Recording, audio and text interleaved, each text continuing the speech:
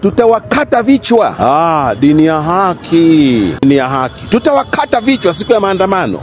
Hii ndio dini ya Mwenyezi Mungu. Nyinyi watu wa Tanzania, mnatamka neno maridhiano. Mnafikiri neno dogo sana hilo? Hilo neno kubwa. Mnatamka tu neno maridhiano, lakini mioyo yenu imejaa maumivu, mioyo yenu imejaa machungu. Kufuatia kukamatwa kwake mwalimu mtengeza maudhui muite Clemence Mwandambo, kuna vitu vingi ambavyo vimekuwa vikifanyika nchini Tanzania, ama tuseme nyuma ya pazia. Kuna Watanzania ambao wamepaza sauti ili jamaa huyu aachiliwe huru. Sasa jeshi la polisi maeneo ya Mbeya linadai ya kuwa Clemence Mwandambo wanamshikilia ndio na ni kosa la jinai. Sasa wanadai ya kuwa Clemence Mwandambo amekuwa akitengeza video kwenye mtandao wa kijamii, na ni video ambazo ukiangalia kwa undani zinachochea vurugu nchini Tanzania.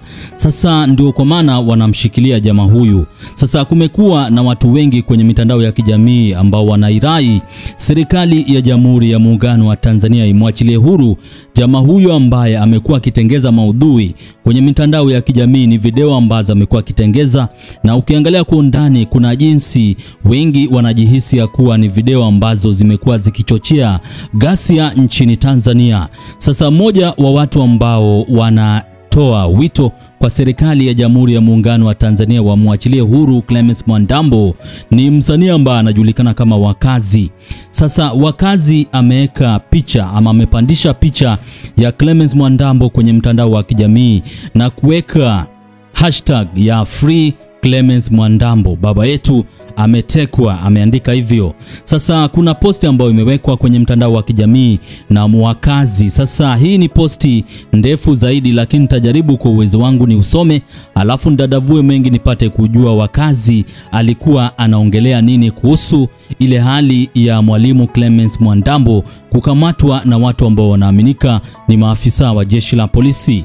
Sasa Clemence Mwandambo, ikumbukwe huyu ni raia wa nchi ya Jamhuri ya Muungano wa Tanzania na ni mwalimu ambaye amekuwa akipiga mishe zake kwenye mitandao ya kijamii ya Facebook na Instagram, na jeshi la polisi linadai ya kuwa amekuwa akiposti video kama hizo kwenye mitandao husika Facebook na Instagram, na ni video ambazo jeshi la polisi linahisi ya kuwa zinachochea ghasia nchini Tanzania. Sasa Wakazi ameandika hivi: hapo ndio utajua kuwa watawala hawana nia ya dhati ya kuliponya taifa, kuwajibika wala kutenda haki.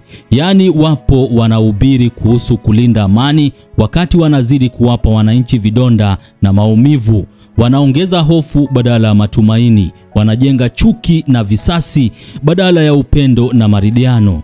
The illegitimate president ambaye amegoma kukiri mauaji na ameendelea kudogosha tatizo wala kutodeclare siku ya maombolezo, ameendelea kutoa kauli kinzana juu ya kilichotokea. Yote kando, akasema watoto wanaoshikiliwa kwa kesi za uhaini waachiliwe, lakini mpaka sasa hakuna aliyeachiliwa huru.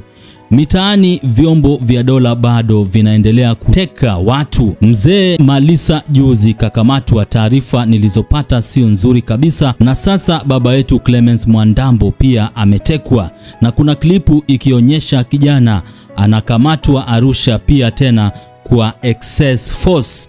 Wanasemaga mfamaji haishi kutapatapa. Nadhani hiki ndio kinachotokea.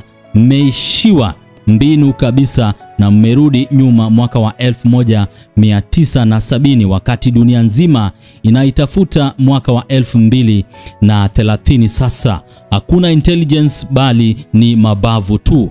Rudisheni watu wetu, na mlio waua rudisheni miili yao kwa familia zao. Kisha achieni ngazi, tuachieni nchi yetu.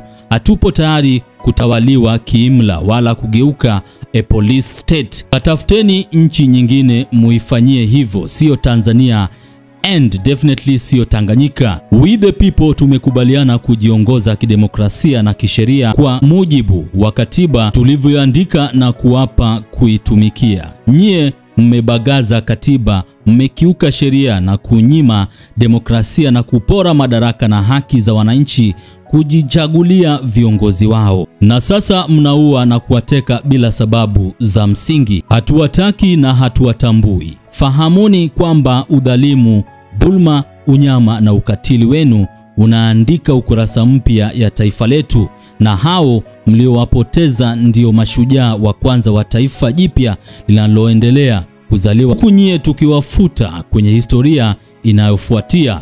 The Leader. Sasa ni tamko ama maandiko ambayo yamewekwa kwenye mtandao wa kijamii wa Instagram na msanii ambaye anajulikana kama Wakazi.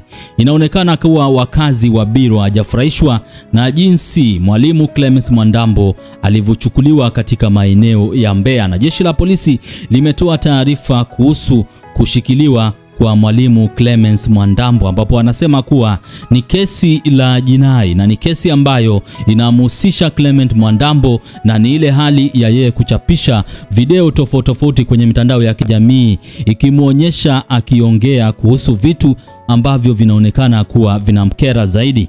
Sasa kuna wengi ambao wamedondosha comment zao kwenye posti ya Wakazi. Kuna huyu ambaye anajulikana kama Princess 5311 ameweka emoji kadhaa za kulia, ambapo The Lil Mado Bless ameweka emoji kadhaa za fire. Huyu anajulikana kama 2K16 anasema baba kaondoka, tumebaki na mama share. Alafu atown_teens anasema inauma kinoma. Nelson_Manele anasema usimsikilize tena Jo makini, Wakazi usichune bana. Alafu Wakazi akaandika hapo chini akasema kabisa. Alafu huyu anajulikana kama Bisalom Good Luck anasema Mwandambo ase mwacheni. Light_Tesha anasema nao wamekiri wanamshikilia. Alafu Wakazi akanyosha mikono juu. Kelvin_MT anasema nachoka mimi mtoto wa Tanganyika, akaweka emoji ya makopa ambayo imepasuka. Lindaro anasema mnateka mpaka wazee mbwa nyie. Alafu Pablo.Okocha anasema afu hao mashehe wapumbavu wako bize wanaongelea amani ya kikatili, akaweka emoji kadhaa za makopa ambayo imepasuka na mtu ambaye ameangua kilio. Kenya Country anasema Wakazi spana zako zinaingia, shikilia hapo hapo hawapumui. Alafu Afrobeast_20 anasema siamini maneno yao hata kidogo. Alafu The Lil Mado Bless anasema better legacies. Alafu Unbothered as FF anasema be careful bro, it's no longer safe out here. Alafu Philosopher_12 anasema polisi wakimkamata mtu anakuwa ametekwa. Alafu akaweka emoji za mtu ambaye amecheka. Alafu Fino_110 anasema tupo kwenye mikono ya single mother, kazi tunayo. Rais_Kimo anasema hata wewe Wakazi njoo Bongo unatekwa cause una mdomo kama demo. Alafu akaweka emoji za mtu ambaye amecheka. Dula_Voice TZ anasema ametekwa au amekamatwa, anajaribu kuhoji hapo. Alafu Msafiri_Kiana anasema unakurupuka mdogo wangu, kuwa makini. Kwa hiyo ni baadhi ya comments ambazo zinadondoshwa kwenye timeline ya msanii ambaye anajulikana kama Wakazi wa Biro, baada ya kuangazia issue ya Mwalimu Clemence Mwandambo ambaye pia amekuwa akitengeza maudhui kwenye mitandao ya kijamii, na ni maudhui ambayo inaonekana kuwa amekuwa akichochea ghasia nchini Tanzania. Sasa amekuwa akiongelelea vitu ambavyo anajihisi kuwa vinamkwaza na ile hali ya watu tofauti kuzingua katika jamii yetu ya Tanzania. Kwa hiyo najaribu kufuatilia kwa karibu zaidi na angalau nipate kujua hali halisi ama sababu ambazo zilimpelekea Clemence Mwandambo kuchukuliwa na jeshi la polisi, kwa maana hapo mwanzoni kulikuwa na taarifa, watu walikuwa nasambaza taarifa kwenye mitandao ya kijamii ya kuwa Clemence Mwandambo ambaye ni mwalimu ndio amekamatwa ama anashikiliwa na watu ambao hawajulikani. Lakini Mange Kimambi anasema kuwa kelele za Watanzania zimesaidia zaidi, kwa maana wakati huu jeshi la polisi limeweka wazi ya kuwa wanamshikilia Mwalimu Clemence Mwandambo. Kwa hiyo usisahau kusubscribe, like na vile kushare. Hii ni Sauti ya Mjomba, niite Fazul wa Swahili TV. Hii nchi sasa hivi kuna hatari kakumbwa na udini. Yaani hii nchi kuna hatari kakumbwa na udini. Na udini ni kitu cha hatari sana. Yaani dini ni kitu cha hatari sana. Nasema wanasiasa, angalieni sana matamko ya kidini. Ninaona matamko ya shehe kuhusu mauaji ya Kibiti, sio mauaji ya wapi, sio ya Waislamu. Nchi inapokumbwa na matamko ya kidini badala ya matamko ya kitaifa. Wakatoliki wamezungumza matamko ya kitaifa, lakini kuna mashehe wanatamka kidini. Serikali iangalie sana. Baba yenu Clemence Mwandambo, nimemaliza.